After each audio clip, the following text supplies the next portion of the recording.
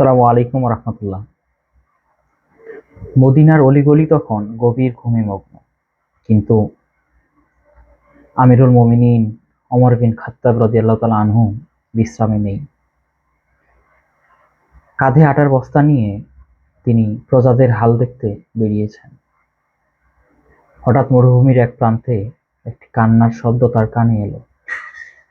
কাছে গিয়ে দেখলেন এক নারী উনুনে হাঁড়ি চড়িয়েছেন, আর তার সন্তানরা ঘিরে বসে কাঁদছে। ওমর রাদিয়াল্লাহু তাআলা আনহু জিজ্ঞেস করলেন, বাচ্চারা কাঁদছে কেন?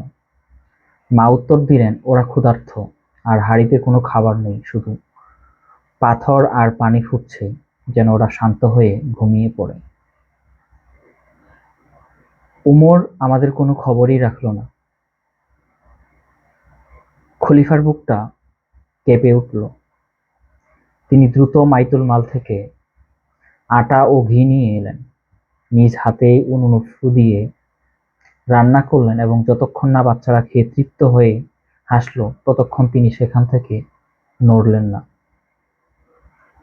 যাওয়ার সময় বললেন, কাল খলিফার কাছে যেও, আমাকে সেখানে পাবে।